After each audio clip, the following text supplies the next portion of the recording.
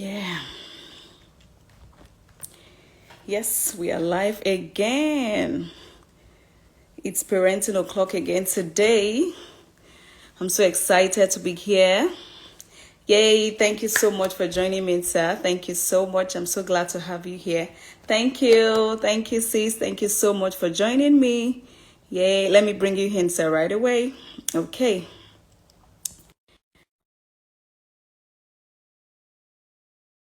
Thank you. Thank you so much, everyone, for joining. Wow. So, hi. Thank you. I'm so excited to be here today. So excited to be sharing with us again today. Hi. Thank you so much. Thank you so much for joining me Hello, today. I'm good so evening. excited to A have pleasure you here. I'm so is blessed all mine. to have Thank you you very here. much. Thank you for the honor of being here. Thank you so much. Okay, so Thank let's you. The just, pleasure is mine. yeah, you're welcome, sir. So let's go straight to our conversation for tonight. Yes, if this is your first time here, this is Parenting O'Clock. It's a forum where we talk about parenting. It's an arm of Conscious Parenting Academy where we talk about parenting and every conversation around parenting. So we are here again. We are always here every Thursday by 7 p.m. West African time and 2 p.m. Eastern time. So we discuss everything around parenting. And because I've come to realize that parenting is hard work and it's just like a seed time and harvest time. Whatever you put in, you're going to get. Whatever you sow, you're going to reap. And I've come to realize that parents, truly, we are largely responsible for who our children turns out to become. Truly, there is the part of nature who a child is, but there is so much we can do as parents to influence and raise awesome children. That is why this platform is out here to be of great help and support for us on our journey in raising kids that will thrive. So I'm so excited to be here. And if this is your first time of seeing me, this is Olabisi Ajayi of Conscious Parenting Academy. I'm always excited to be here, sharing with us and being a blessing to everyone out there, every parent out there. So I'm so excited for today's conversation. Substance abuse, its prevention, its treatment. What can we do as parents?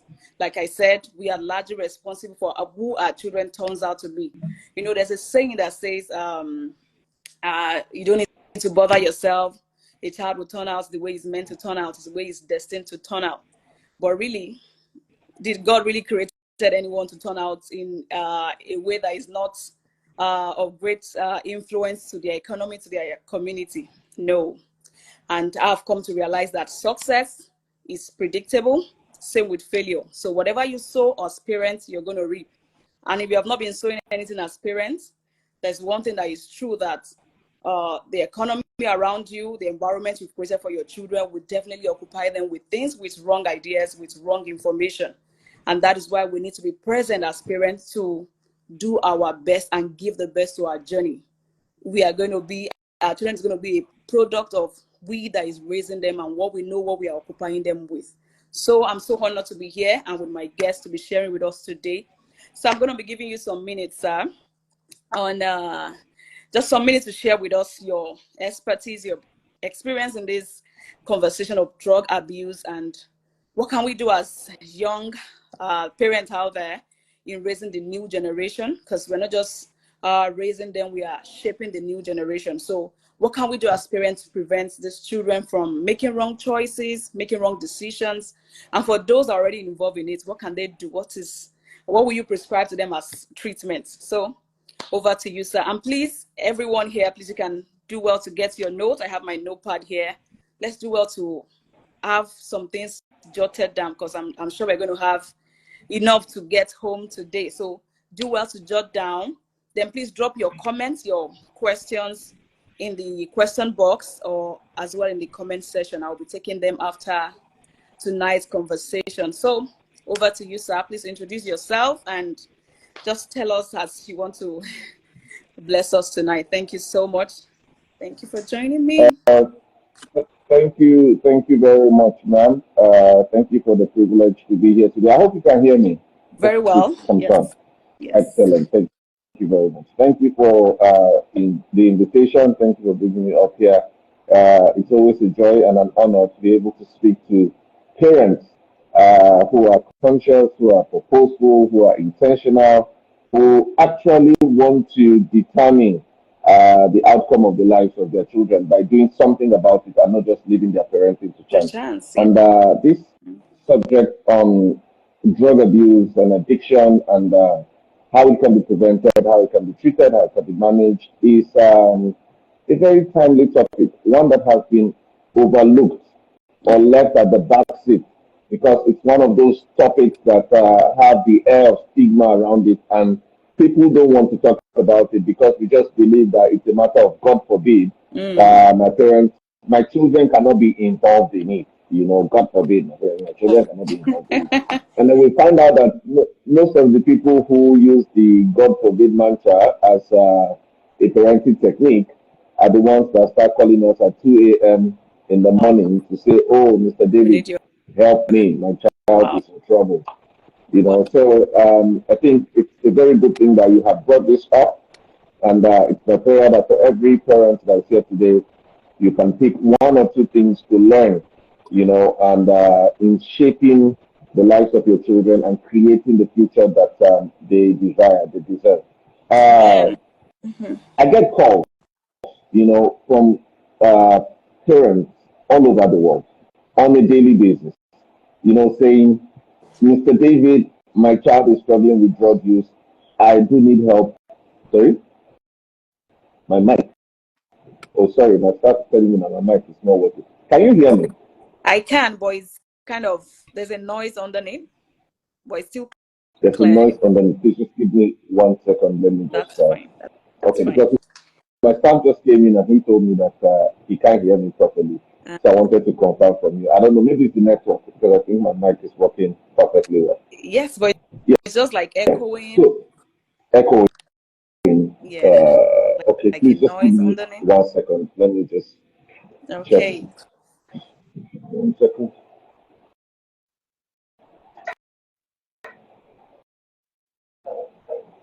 Thank you so much, every parent in here. I sincerely appreciate everyone.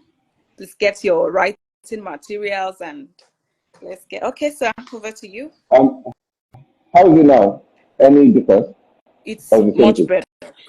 It's okay. Okay, It's much better now. so please let's just take this now. So yes, so I get calls from parents all over the world, Okay.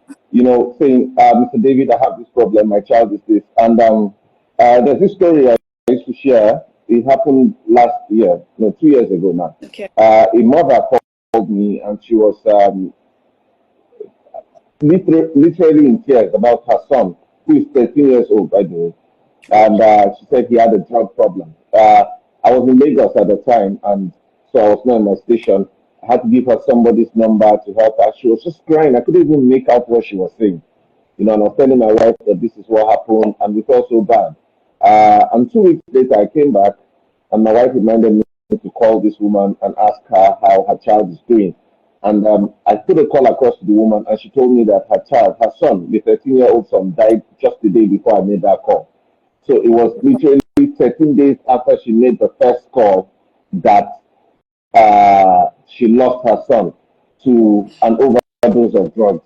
You know, so we've seen a drastic increase or a drastic decrease, I mean to say, in the age of initiation into drug use among children Wow. in our society.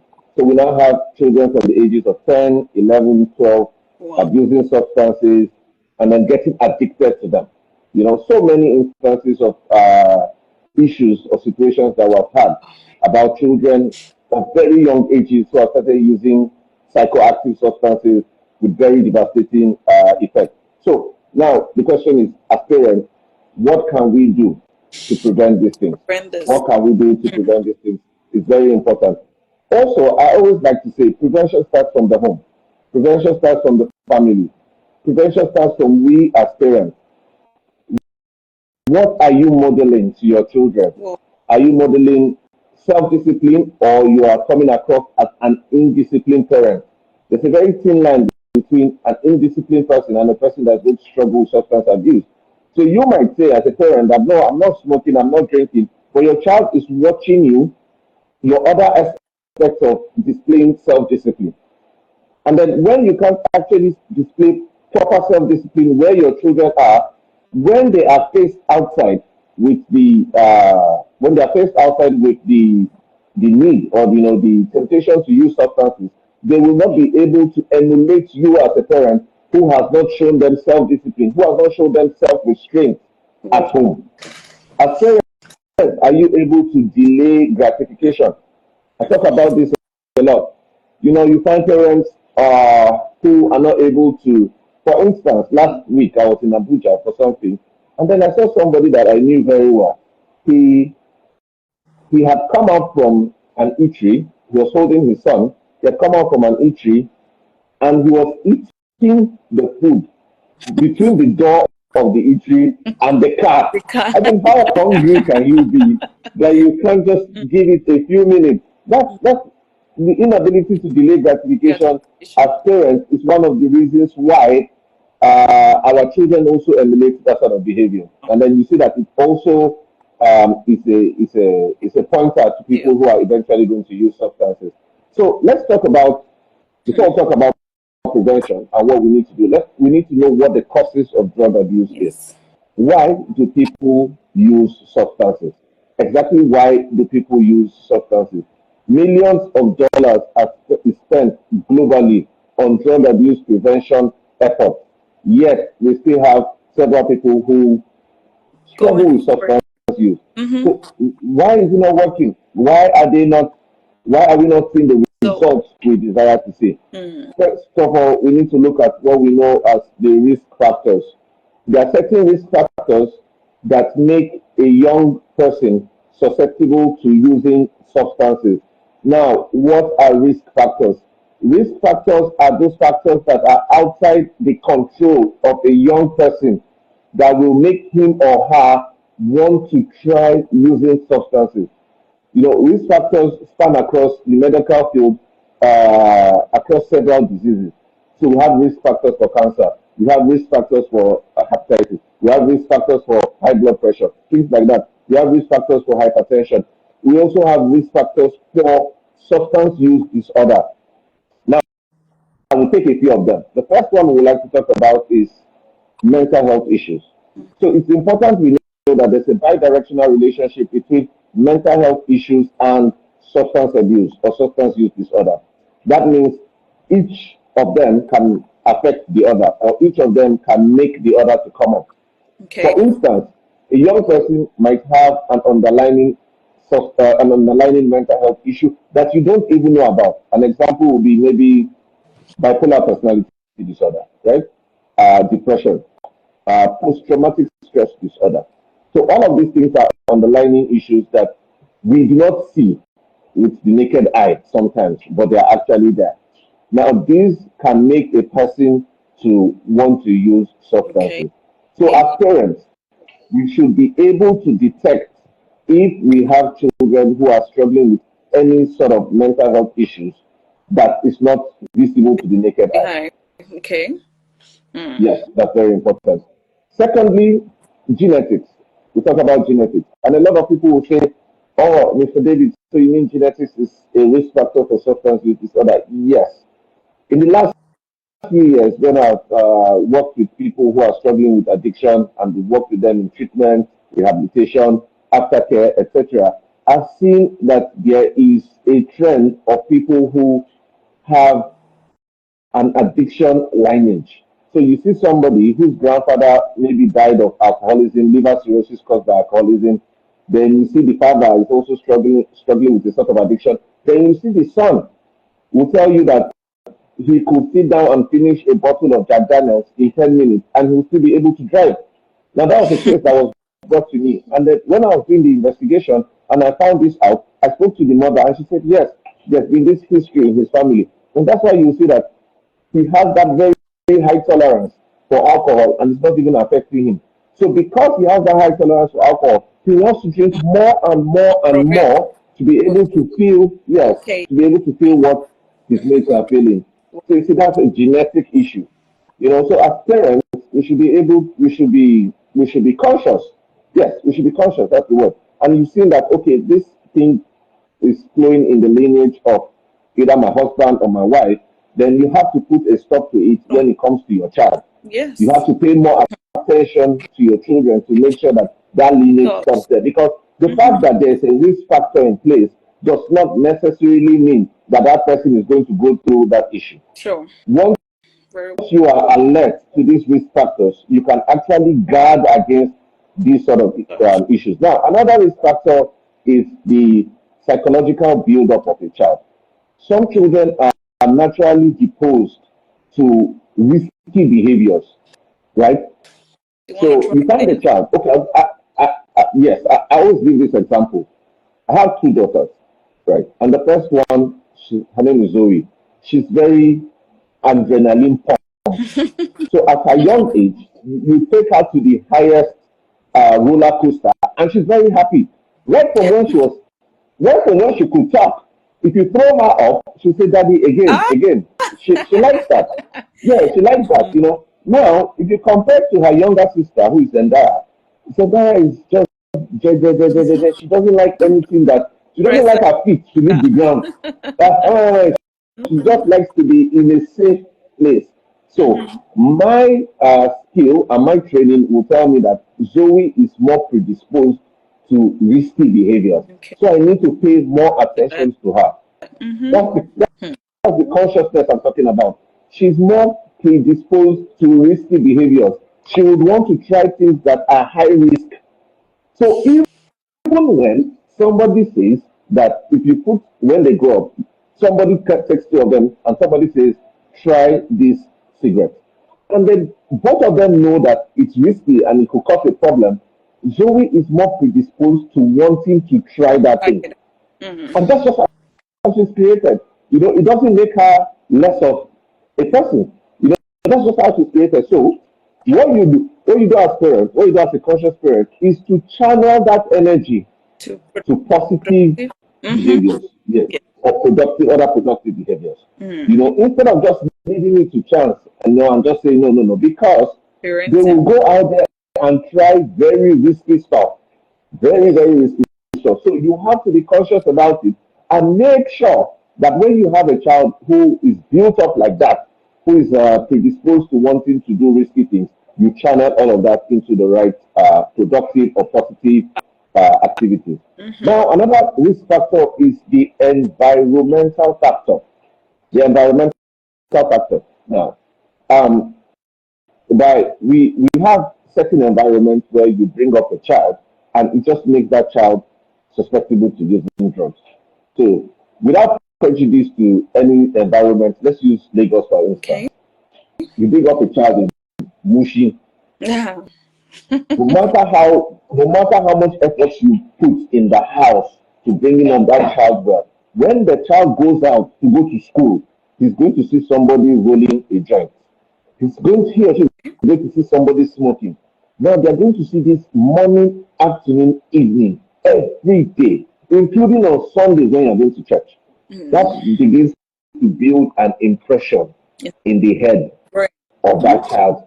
You're already creating an idea without you knowing. No matter how much as a parent you keep saying, you see those people, they are going to die. But then there are still some of them that have grown old and they've not died. So that tactic doesn't work anymore. There are still some of them grow old. Yeah. So you're telling them that don't do this, you're going to die, it's not going to work. And then one day, just one day, something is going to happen. And the person will be like, because that thing has built up in his head for so long. One day he's going to want to try. So these are some of the risk factors we must pay attention to. Like I said, the fact that there are risk factors does not necessarily mean the child is going to engage in substance use. What it means as parents is that we must be conscious of these risk factors, pay attention to them, and guide our children to make sure that these risk factors do not affect them negatively. Wow. Now, other causes of drug abuse would include the most popular one, peer pressure. Peer pressure.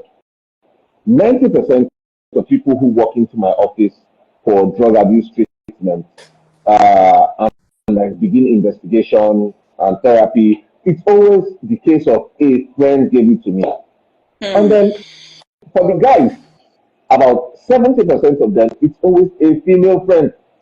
Whoa. Somehow, it's always a female friend. Yes. Whoa. And that sometimes I look at parents who just say, they have just girls and drug abuse it's a boy thing. It's no longer a boy thing. Wow. Now let me give you the statistics. In 2018, according to the United Nations Office on Drugs and Crime, 1 in 8 drug users in Nigeria was a girl, right? So if you take if you take 8 drug users, only one was a girl. In 2020, just after COVID, 1 in every 5 drug users was a girl. Wow. So if you take 5, it was just 1. In 2023, that's last year, it became 1. Yes, last year, it became 1 in every 4 drug users is a girl. And for me, I think it's even a little bit more than that, especially in Nigeria, because of the way we take our statistics. It's very easy to put out the boy child there and say, the boy child is doing this, the boy child is doing that, the boy child.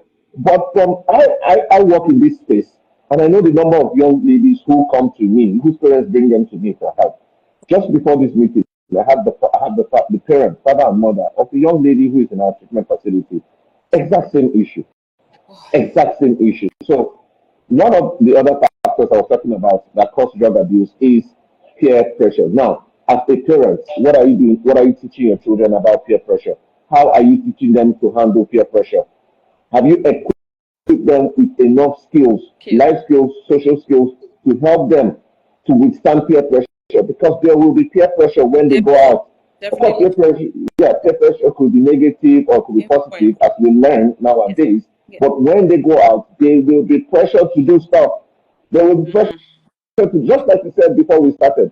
And I always tell people, I was saying it on Saturday in the conference, except as parents, you are ready to raise your child in your bedroom from birth to death.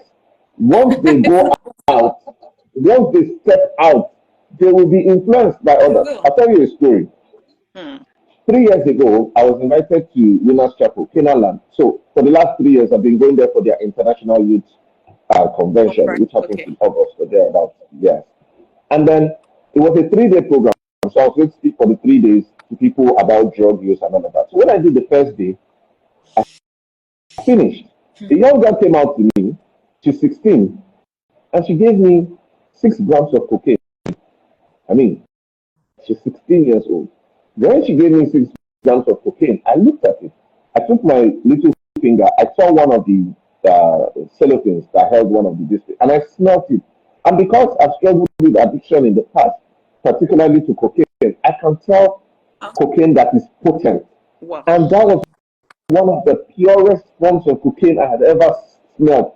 So I looked at her and I said, what are you doing with this? Yes. You know what she said to me? She said she brought it from home, and then she brought it for whoever was willing to take part of it at the youth conference. So imagine as the parent, you sit in your house, you package your child, you send them to church, to youth conference, and then somebody else is coming with yes. And then what was supposed to be a good thing turns out to be a bad thing. Now, this is in no way me saying that you shouldn't send your children to youth conferences. No, that's not what I'm saying. That's not what I'm saying. What I'm saying is that before you send them, equip them with enough skills to be able to say no to these things. So I struggled with drug use for 7 years, right? And I don't have enough time to tell all of my story. But I was born into a Christian family, and my parents' biggest idea of parenting at the time, I'm talking of in the mid-80s, was to put me in Christian institutions. Okay. So from nursery, I was in Christian school. To primary, I was in Christian school. To secondary, I was in Christian school. Then I went to a Christian university. That was my life. And that was the life of all my brothers. Yeah, we were always in church. Now, do you know the irony? It was on the grounds of one of these Christian universities, Covenant University to be specific, that I had my first exposure to drugs. So look at it. My mother thought, I mean, in JAMB, I was the 4th best in the country, right? I had the 4th best result. So I had options of where I could go to. I had options of where I could go to. But my mother felt I had to go to a Christian university. And then it was in that Christian university that, okay, my mother has joined us, so she's online now. She's online and she's listening to us. So it Okay. was at that Christian university that I had my first exposure to drugs. So you can imagine. So it's not where, as parents, take this down, it's not where you take your children to that determine the outcome of their lives. It's what you instill In them. inside of them. It's Mm-hmm. what you have put inside of them. That incorruptible seed is what will speak for them on the day of their trial. Because it will happen anywhere. So just like I was saying, that young girl brought the drugs to church and she was willing to share it with others. I had to tell her, no, that you can't do this. And then I spoke to one of the senior pastors who took over the case from there. So what about situations that did not come out? What about people that did not come out to speak? Just do that. So there will always be pressure, Import. peer pressure. Now, as parents, how are you equipping your children to withstand this peer pressure when it comes up? Now, so we talked about peer pressure. Then, of course, we talk about the glorification of drug use on the media. So we've been doing a lot of work with media outlets and trying to sensitize them on how they should censor drug use because most times we see that sometimes children see these things and it looks cool to them the way it's portrayed on TV. And so they want to try it. Remember, I was still talking about the causes of drug use. And then another factor will be poor parenting, negligence on the part of the parents, right? So last week, I put something on my WhatsApp status. A parent took a picture of a drug. Okay, she took a picture of something and sent it to me on WhatsApp and said, Mr. David, please, what is this? And I looked at it and I asked her that, you don't know what this is. She said, no. I said, okay, how did you find it? She said it was just lying carelessly in on the dining table. Now, what she sent to me was a picture of crack cocaine, the paraphernalia to smoke it, and it was wrapped. So I said to her, this is crack cocaine. And then if this is not mixed in the bud, this is the beginning of years of tears and turmoil for you. That's exactly what I said to her. This is the beginning of years of turmoil and tears for you. Another parent sent me a picture of something and she said she saw something in her child's room that looked like time, time for cooking. And I Wow. laughed. So I now asked her back. I said, didn't you see correct? So she said, no, she did not see correct. I said, okay, what you saw is not time. That's marijuana. That's marijuana. And then because it was the way it was packaged, it looked really neat. She said she was wondering what our son was doing with time. I said, no, that's not time. Your son started using marijuana. So these are some of the things we need to pay attention to. As parents, we need to be more aware. We can't afford to be negligent. I had a parent who once told me that she's respecting the privacy of her teenage daughter, so she doesn't go into her room. So I'm like, wow, wow, wow, wow. I think things are really, really different now. What do you mean privacy of your teenage daughter? So you mean they are free to do whatever they want to do while they are inside their room? Yes, that's totally unacceptable. That cannot be done. So these are some of the causes, of drug use that we have present today. Of course, like I said when we started, it still starts from the family. As parents, we must wake up to our responsibilities and stop delegating these responsibilities to other institutions. Stop delegating the responsibility of parenting to your school teachers. Some of you, God has blessed you with financial resources, and then you think once you put your child in the most expensive school, he or she's going to turn out okay. How wrong you are. Last year in June, I went to a school in Magodo. That school, they pay in millions. And then after I spoke to the children, three young girls came up to me. And one of the young girls, as soon as I saw her, I knew there was a problem. But I let her speak. I said, what is the problem? And she said, sir, I didn't want to mention this to anybody, but after I heard you speak, I felt like I should talk to you because I need help. So when I saw her, I tried to guess her age, and I thought she was around 16, around 16 years of age, 15, 16. And she was in SS1, going to SS2. So she started telling me her story. She said 2 years ago, so I assumed when she was talking, I was making all these assumptions in my head because I don't want to interrupt her. So 2 years ago, she saw a bottle of Hennessy in her father's closet. Now, her father is a big politician who lives 90% of the time in Abuja. Her mother is an international businesswoman who 90% of the time is in the Middle East. As a matter of fact, at that time when I was speaking to her, her mother was in one of the Middle Eastern countries and her father was in Abuja. So 2 years ago, she started drinking. And then one day her friends came and then she shared the drinks with them and her friends gave her marijuana. And so marijuana, she started using Refnol. And then to cut the long story short, now she has started using cocaine. And according to her, she couldn't assimilate anything that was being taught in school anymore. And I said, wow. So I said, okay. I tried to put everything, I tried to put a very calm face so I don't throw her off balance. Then she said she had gone, she had taken it up a notch and she had started self-harming. So she pulled up her skirt and she showed me her thighs. She uses razor blades to cut herself. So whenever she takes this by where she she starts cutting her thighs, literally cutting her thighs. So she had so many sores on her thighs. And I felt so terrible. So I spoke to people and then we were able to get her a medical personnel and they took her for tests and they found out that her liver had already started going bad. Her liver had started going bad. And then 2 weeks later, told me that one of her knees had also started going bad. And that just broke me into so many pieces because I felt that if the parents had done their job, their duties as parents, and looked out for that girl, she wouldn't have had to go through all of those problems. So now, also to mention, guess how old she was? 13. Just 13. So you can imagine, she said she started 2 years ago. So she started at the age of 11. 11. She started at the age of 11. So that's very sad. That's very painful. But that's the reality of what we are facing now. Parents neglect their children for financial reasons. They are so busy. They don't want to be around with their children. They are doing one job here, one job there, and they delegate the responsibility of their parenting to other institutions like this school. Now look at this school, they pay millions. But she had been there for years, and none of the teachers could even detect that she was using substances for 2 whole years.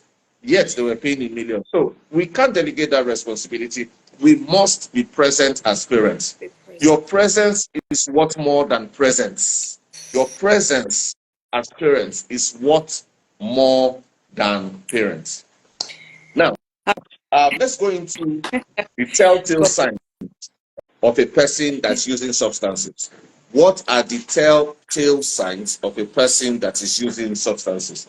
Let me give you very strange statistics. So from research, and from everything we've learned, for almost 70% of people who come out to say they are using substances, they've been using for at least 2 years. So including in my case, that's how I know it's true. That's how I know it's true. I was using substances for 2 years before I was able to talk to my parents about it. And so when these statistics came out, I was like, oh yeah, that's true. It happened to me. Now for these 2 years, most times they're right underneath the nose of their parents. Yet parents don't even know about it. Why? One, a lack of knowledge on the telltale signs of substance use. So as parents, we must be aware of what a child looks like when he's using drugs. Now, let me give you a story I've shared for so many years. A few years ago, I was speaking in one of our church branches in Abuja. And then one of the young girls, a teenager who I've known for a while, she had her head down. And I walked up to her to talk to her, and she looked up at me. Immediately I saw her pupils were dilated. I could tell she was using some sort of substances. So I just pat her on her back and told her to continue sleeping. When I was done, I spoke to the head teacher, and I said, we need to talk to their parents because there's a problem. This young girl is using substances. And the head teacher said, Brother David, we can't talk to her parents. So her parents are one of the big people in this church. You know those churches that have pillars of the church, assistant Jesus. So her parents were one of such people that you cannot talk to. So I said, no, this isn't about the parents. This is about this young girl. Because she most probably needs help. So after the church service, we invited the parents in. and I spoke to them. And just like the head teacher said, the father got very furious. He was cross, he was annoyed, he was pissed. And I said, no, sir, I'm sorry, I'm not trying to. He said I was insulting his family, calling his daughter a drug addict. I said, I didn't call your daughter a drug addict. I only said that she probably needs help, and we want to render that help to her. But we need your permission because she's a minor. So we can't do it on our own. We need you present. So the mother spoke to the father in their native language, and he eventually said, okay, no problem. So we invited her in, and I started explaining my findings to her and what I thought was the problem. And the girl just broke down crying. She just broke down crying. And what was the problem? Now, she said her uncle, her father's younger brother, was deported from US. And when he came, he started giving her marijuana to smoke. And then he started sexually abusing her. Why? Wickedness. Because he was sexually abusing her, he started giving her a drug called Refnol. Now, Refnol is a powerful sedative that wipes your memory clear. It makes you not remember anything. It makes you very drowsy, and you probably will not remember anything that happened for around 5 hours before and after. So because he was sexually abusing her, he didn't want her to remember what he was doing to her. So that's why he was giving her that drug. Now, this persisted for 6 months. Now her WAEC had come. And because of that drug she had been constantly taking, she couldn't remember what she was studying anymore. So even that morning in church, that was the problem she had. Because this is a girl who used to have straight A's. And now she can't remember what she's studying for. So that was the problem she had. So I looked at the father who was shouting that I was insulting his family, and I said, so you see, I'm not one to say I told you so, but so you see that under your nose, this has been happening, and you were none the wiser. Why? Because you didn't understand the telltale signs. And you know what the father told me? He said he thought it was puberty that the girl was going through, which is why she was looking like that. So I said no. And so this is something parents need to be very, very conscious of. The telltale signs of drug abuse. Number one, the child becomes secretive. The child becomes secretive. He or she wants to be alone. So you find out a child that used to be outgoing and used to sit down with the family in the living room, have dinner or lunch at the dining table, now wants to just stay by himself. That's a telltale sign. Number two, there's a change in appearance or dressing. There's a change in appearance or dressing. Number three, there's change in interest and activities.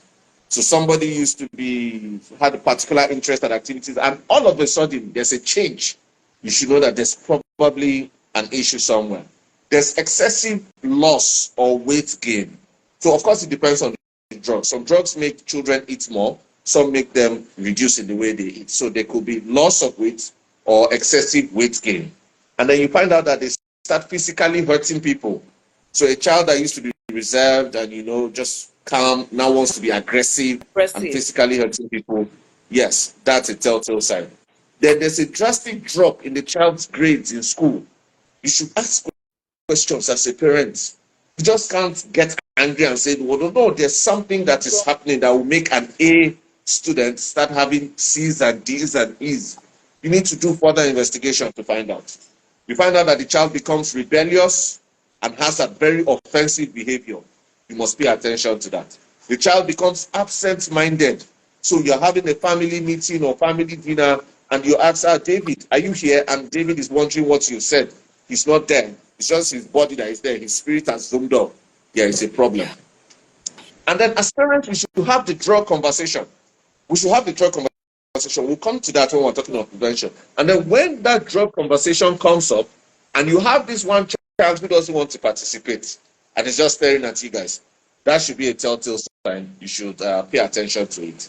What more? Some other factors that show that the child might be using drugs. Possession of illegal drugs in his room. So when a child, that's the thing, as parents, we should know these things. Yes, as parents, we don't smoke, we don't use drugs, but go on the internet, look for the most commonly used substances and have a pictorial view of them so that when you see it around you, you know what it is. Yes. Just like the woman that said she saw time in her son's room and I was asking her whether she didn't see curry. So because she doesn't know what marijuana looks like, she thought it was time.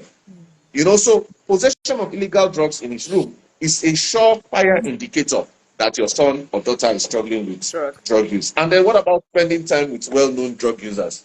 As parents, do we know who the friends of our children are? Up to their teenage years, do we know the friends of our children? Or we just leave it to chance? You see them coming with somebody, you don't know the type of family that person comes from, you don't know the values of the family that person comes from, you don't know anything about them. It's just his friend. They just say, yeah, that's my friend, his name is David. Okay, that's fine, he's in our school, no problem. No, you should, even in your environment, you should know in your community, you should know who are the drug users there.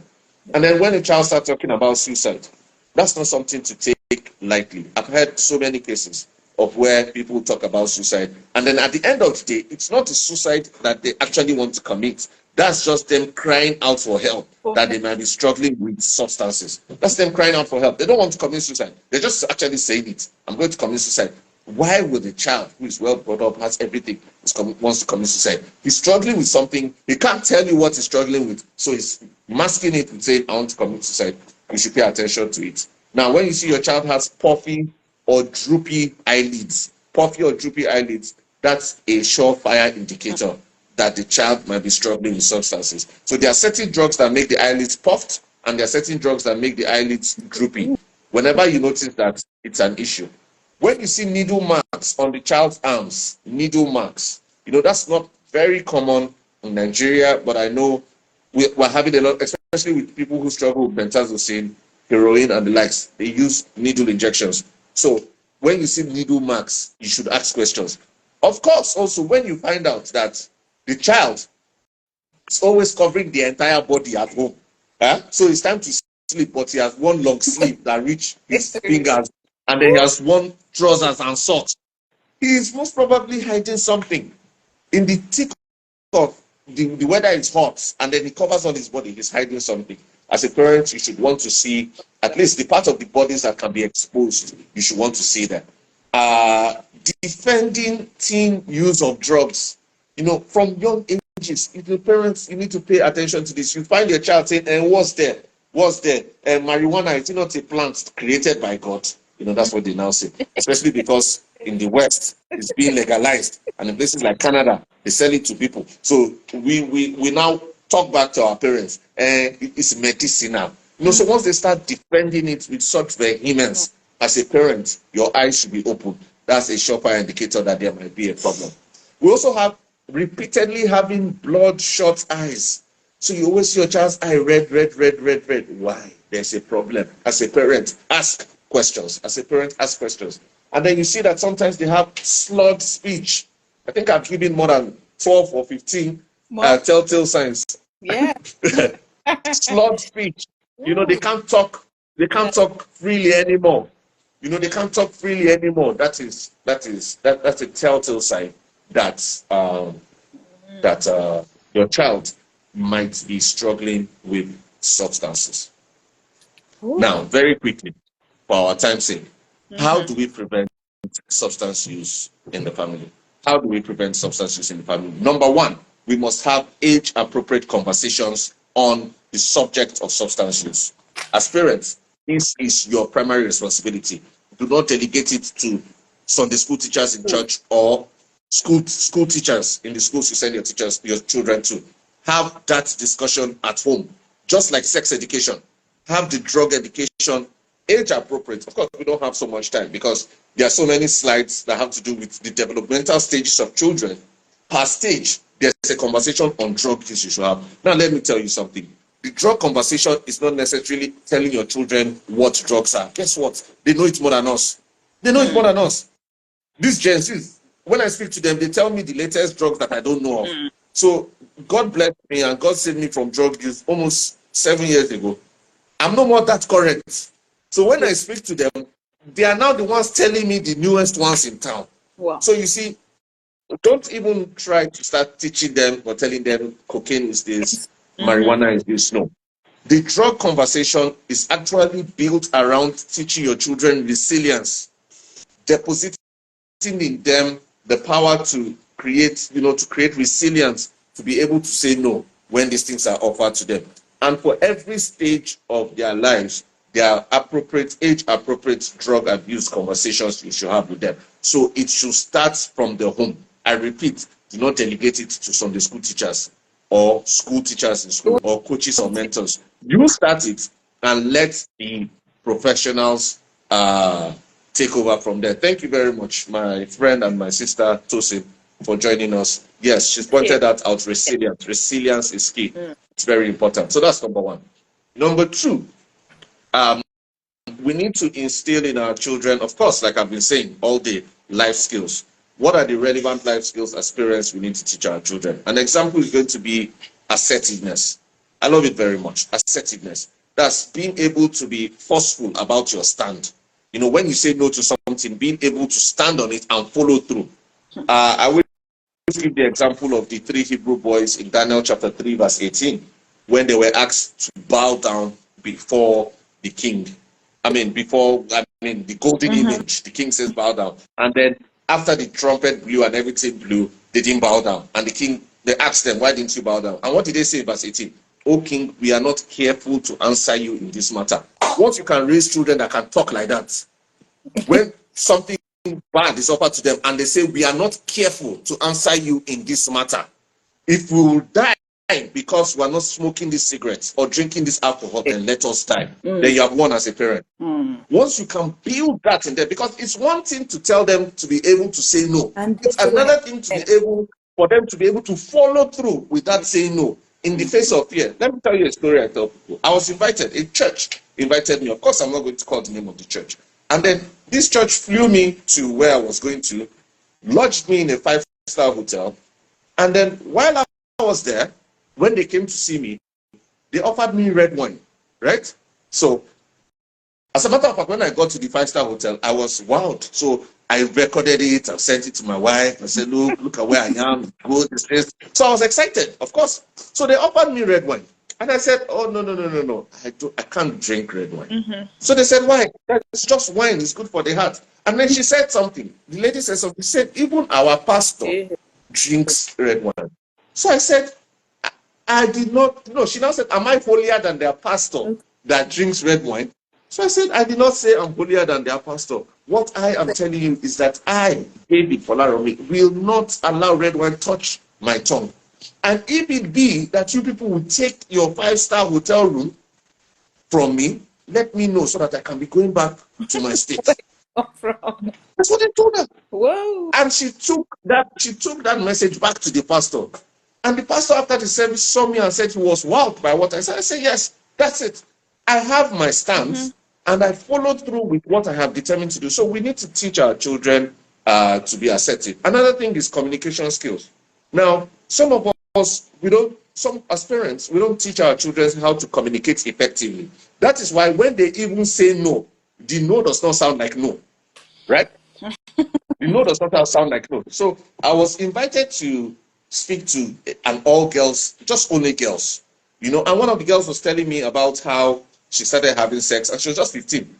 And she said, the thing is that the first person she had it with, she was always telling him no. She really didn't want to do it. Her parents had taught her about it. So I asked her how did she say the no? I just asked her, how did you say the no? She said, I told him no now. I told him no now. I said, that is it. That is what we're talking about. That's not how to say no. That's not how to say no. You need to be bold about it. You need to look at the person straight into the eyes, say no, be firm about it. So communication skills, effective communication skills is a life skill we must teach our children. When, this will not only help them in preventing drug use, so many other social vices, so many other life problems that they will be able to navigate away from if they can communicate effectively. Number 3 life skill we should teach them is problem solving skills. As parents, stop solving every problem for your children. You are not helping them. It is counterproductive. Yesterday, my young daughter was trying to climb a chair that I know she can climb, and my wife was trying to help her, and I shouted, leave her alone. I mean, the girl I'm talking about is 1 year, 6 months. Leave her alone. Let her learn to solve those things. How does problem-solving skills equate to drug abuse prevention? Now, if you get to a point in time when your children will be faced with certain issues, and you are not there, they are not in your bedroom where I told you that's the only place you can bring them up. They are outside there in the real world facing real life issues, and they can't solve a problem. And somebody will say, smoke this marijuana, it will get better for you. You'll be able to solve this problem. So if you have not built in them, you have not taught them the problem-solving skill model on how they can solve a problem without using drugs, then very easily they will want to fall into the trap. They will just fall. Somebody says, this biology that you're not understanding, you're not assimilating, just smoke this marijuana, you'll get A1. And so, biology has nothing to do with smoking marijuana. It just means you're probably not assimilating that course, that module, that subject for a particular reason. So there's a way to solve that problem. And if you have not been taught, and somebody else says, if you smoke this marijuana, you'll pass. And because that child wants to be a doctor, the child will listen to the person that says smoking so she can pass that biology. And then before you know it, the child is now hooked up. The child is now addicted. So that's another life skill that we need to teach our children. So we have about 10 life skills. I can't go through all of them, but these ones that I've mentioned are very relevant. We must teach them these life skills day in, day out. Next, as parents, we must be prayerful. Yeah? You cannot underestimate the place of prayer as a parent. You must be a needy prayer. Matthew 6:13, pray to God not to lead your child into temptation. I'm telling you that as bad as it is out there are children whose lives just go smooth sailing, and somehow they don't come across this, but somehow. So kneel down and pray to God to lead your child out of the way of evil. It might sound trivial, but it's very important. Pay attention to it. It's very important. Now, I talked about modeling when we started, and I talked about self-discipline.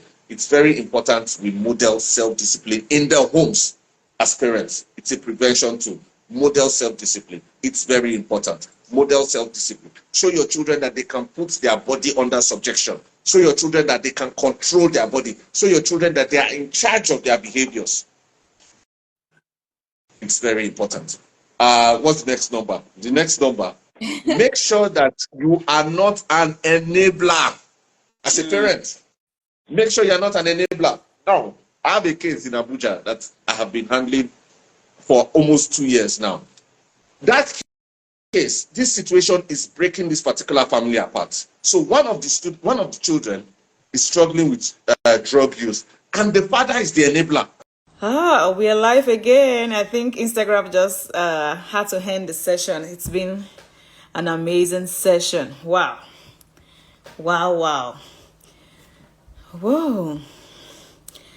Wow. Seriously, thank you for joining back. It seems Instagram had to end it. Maybe the 1 hour thing or so.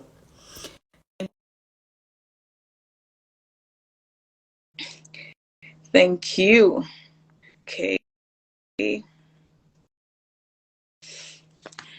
I'm trying to accept. So, okay. Thank you so much. It seems Instagram just had to end it or so. So I'm glad to have you here again. Glad to have you back. Okay. Sorry. I don't know my. Can you hear me? Very well. Can you? Yes, but not from my earphones. Okay. If you can hear me, that's fine. You can hear me, right? Very well. Thank you so much for joining me again. Thank you. You're welcome. I didn't know Instagram had a time limit for Instagram Live. I never knew that too. Okay, probably. So, yes, I was talking about not being an enabler as a parent. Yes. We must not be an enabler. So we have parents. I was talking about a young boy in Abuja. He's struggling with marijuana, cocaine, and alcohol use. I recommended him for rehabilitation. He went for rehabilitation for about 4 months or thereabouts. When he got out, his father went to pick him up, and his father bought wine for him, 2 bottles of wine and a bucket of KFC chicken, because the son says that he doesn't want, the son says that he hasn't had alcohol in a long time, and alcohol is not so bad. His own father. So we have fathers or parents that are enablers, which is not good enough. So we must make sure that we are not enablers. The next point as parents, we must make sure that our home is drug-proof. Drug-proof. Make sure our home is drug-proof. It's very important. What are the things in your house? In my house, you can't have alcohol, for instance. It's not allowed. We don't serve it. When I was getting married, my wife was on the call before. I don't know if she has joined again. When I was getting married, they gave me a list, and that list contained alcohol. And I told my wife, I don't drink alcohol. I will not buy alcohol. She said it's part of the tradition. Go and tell them that I have my own tradition. We are Yeah, doing we it. need We to. I will not.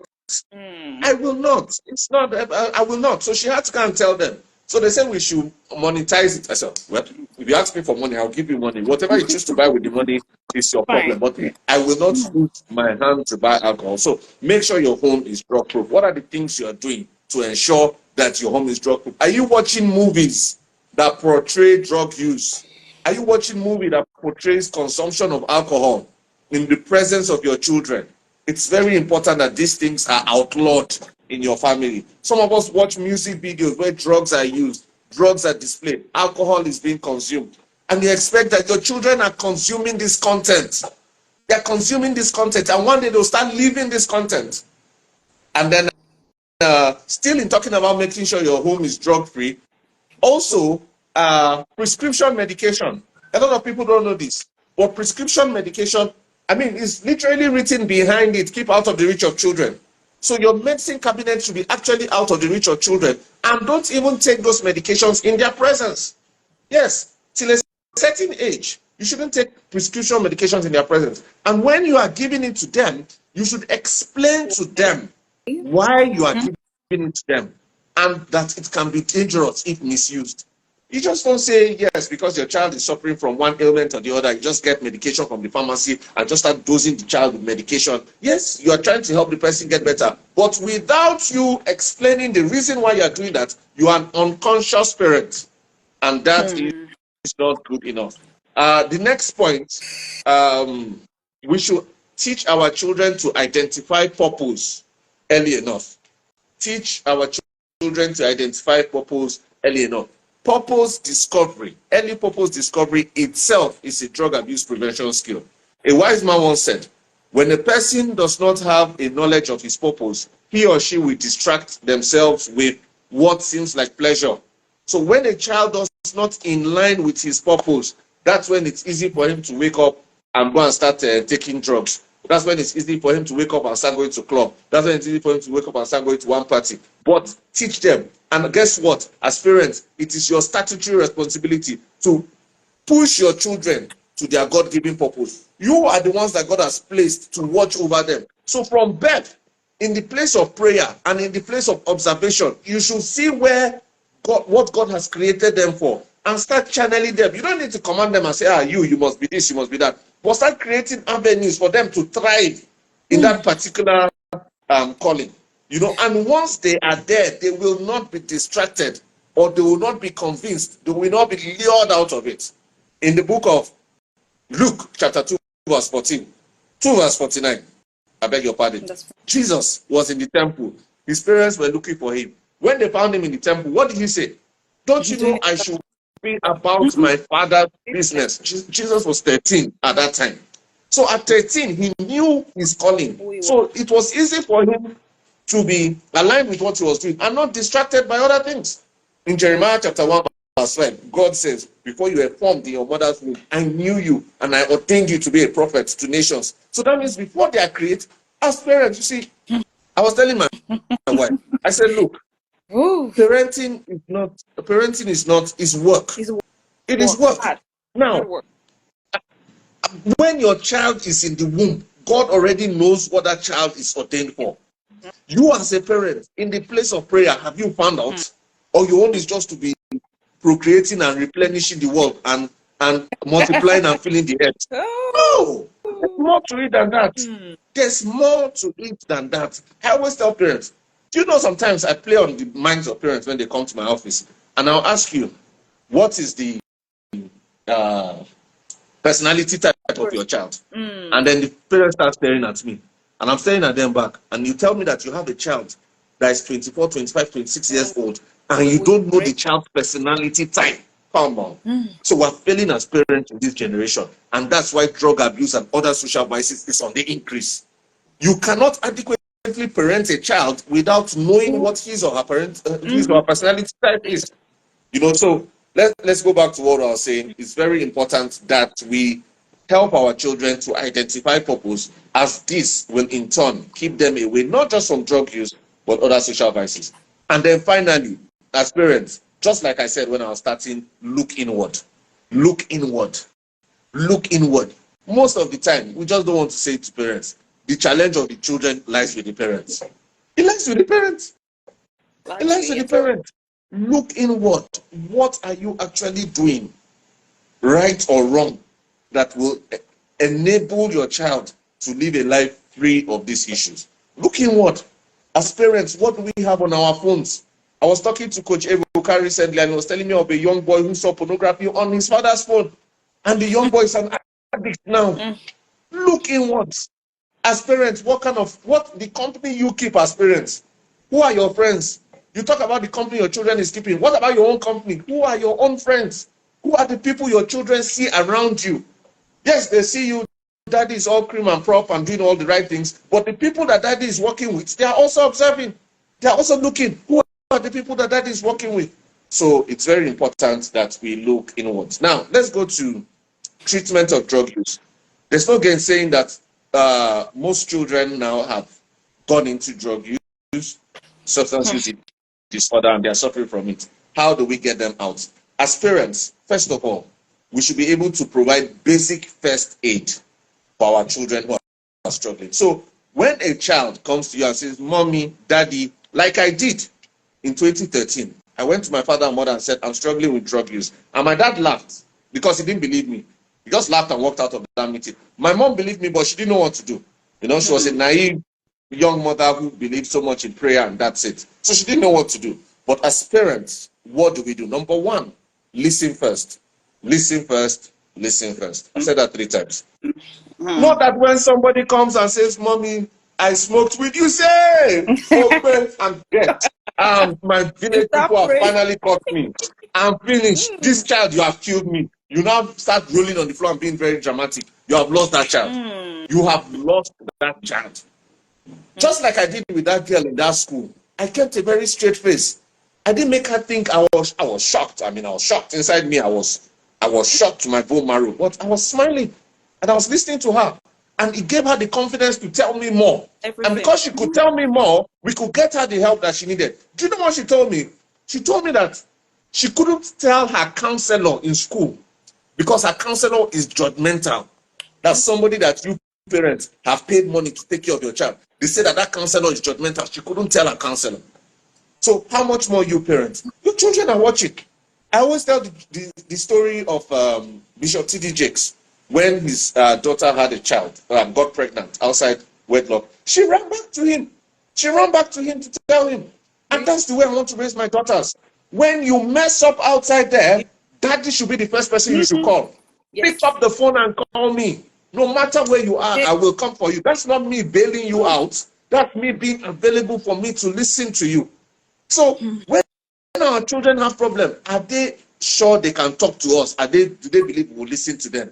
Or we are going to judge them? We'll be confrontational. We'll fight them. Some of us, we curse them. And that's why they don't tell us everything. So they'll just tell you only half. But when they know, okay, look at the girl I told you about that the uncle was molesting. With the behavior of the father saying that I was insulting his family, she can't talk to him. She can't talk to him. So that's why it lasted for 6 months under his roof. The poor girl had nobody to talk to. For time's sake, I can't tell another story. There's another story of another girl in a school in Abuja who got addicted to drugs. She went to her father, and her father told her that he had disowned her. This is a Muslim family. It's a popular name in Abuja. He disowned the poor girl. She went back to the bunk. The bunk is where they sell the drugs. She started living there. She became a sex slave, got pregnant, got HIV. She contracted HIV simply because she opened up to somebody who should be the number one person who you can talk to. Yes, because you are the lion of the tribe of your house. They can't talk to you. Once they hear your horn, everybody has run like squirrels. So they can't even tell you how their day went without you being judgmental. Sometimes a boy has attempted to kiss your daughter in school. She can't tell you. It's not her fault. She sat on her own and somebody came and put his mouth there. She should be able to come and tell you, but she's afraid that if she tells daddy, daddy will lose it. Daddy is going to go gaga. You know, so first of all, as parents, listen. That's the first step of first aid you can provide. After that, let your daughter or your child, I keep saying daughter because I have daughters, let your children know that it's not the end of the world, right? It's not the end of the world. I'm talking about treatment and I'm talking about parents, what you can do. You're providing first aid. It's not the end of the world. And then, as a parent, you now look for professional help for them. Because it gets to a stage where it translates from substance use, which is drug abuse, to addiction. Now, addiction is not something you use counseling to bring a person out of. Why? I'll give you the definition of addiction. It is a chronic relapsing brain disease characterized by the compulsion to engage in a behavior or consume a substance, irrespective of its harmful consequences. So addiction is now a disease. So if you are not a professional mental health provider, mental health care provider, please don't try to treat your children when they are struggling with addiction. And stop this attitude of saying they brought shame to you, so you are covering it. Addiction thrives in secrecy. So when they tell you now, say, oh my God. So, Bishop, we know that my child is using drugs. You now hide the child in the house. You are creating a monster. And when that monster grows up, you will not be able to cage it. You are creating a monster you will not be able to cage. Cry out to get out. You want to get help? You've listened to your child. You've told the child it's not the end of the world. Now look for professional help. Cry out. Seek professional help of trained professionals in the field that can help your child go out. So treatment works for addiction when it's done properly. And then as a parent, it's your responsibility to find the right treatment method tailored to your child's needs. I think I'll stop here for now, except you have any direct questions you would want to ask me, because you just gave me an open check. I don't know how much time I had. So I'll just stop here for now. If you have any questions, I'll be glad to answer.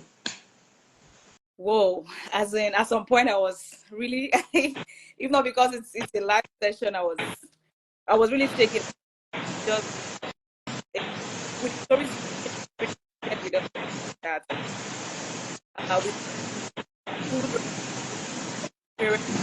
I'm sorry, I can't hear you. You're breaking up. Okay. How is it now?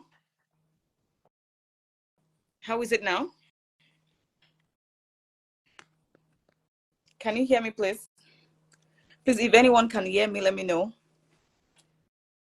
I'm not sure it's from here. Okay, perfect now, perfect. I just wanted to use this, but I can hear you now. Okay. Yeah, I said at some point I was shaking. I don't even know what to say with the stories you're sharing and how children are really struggling with parents' negligence. And from all you said, there was no point you mentioned the child, like the child is the cause. Because one thing I always say is God created everyone uniquely, just like what the Bible verse you quoted, that even before we were born, God knew us. And I'm not sure God created anyone to be a negative disruptors or to have negative influence. So what makes the difference is how these children are raised, and that's parenting.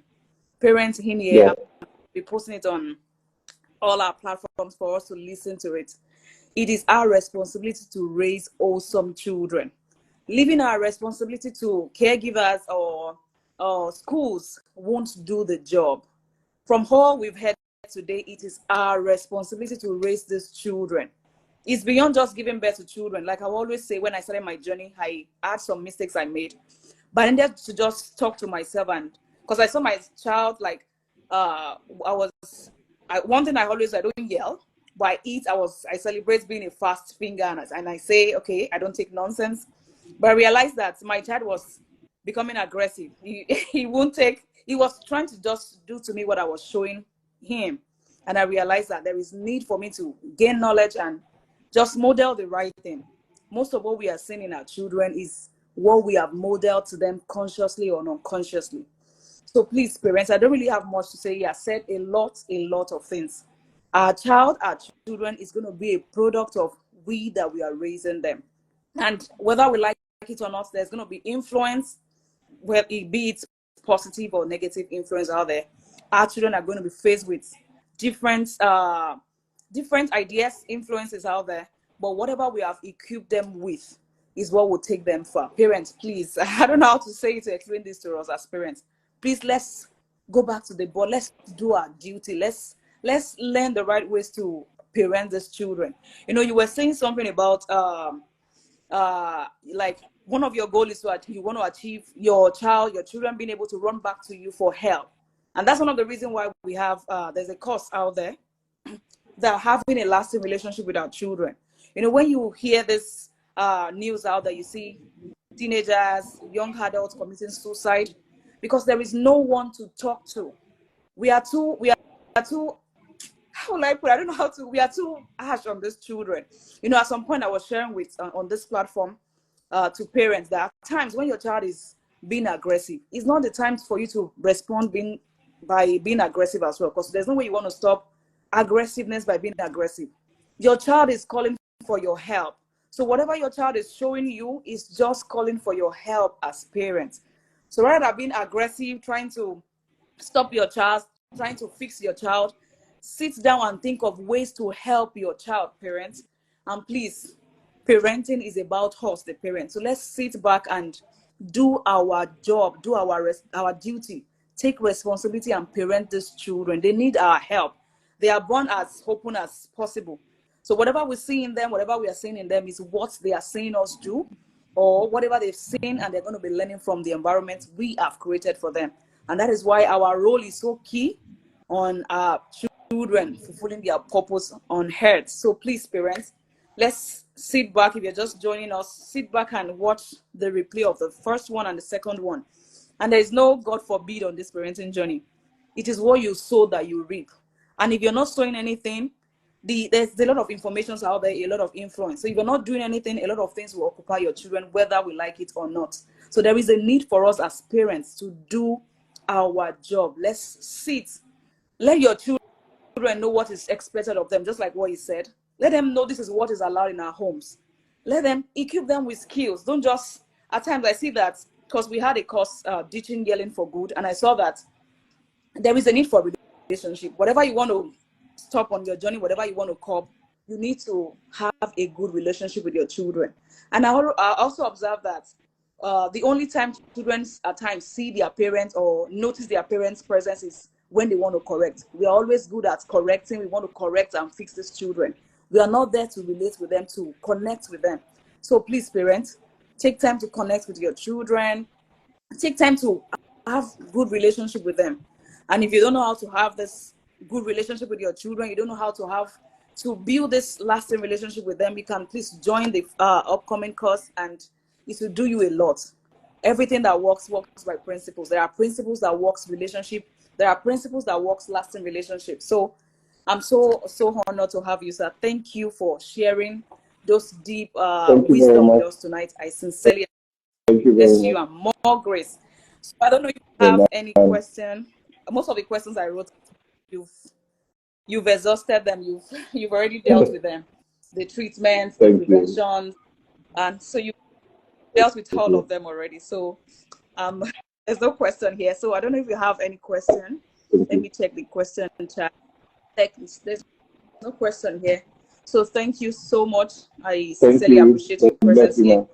More grace and God bless you for this Amen. Amen. God prepared you for these times. Thank you so much. God bless you. So thank you for today. Yeah. Parenting O'Clock holds every Thursday. Please do well to join us next Thursday by 7 p.m. West African time and 2 p.m. Eastern time. We hold this every Thursday. So please do well to catch replay. If you're just joining us, catch replay of the first video.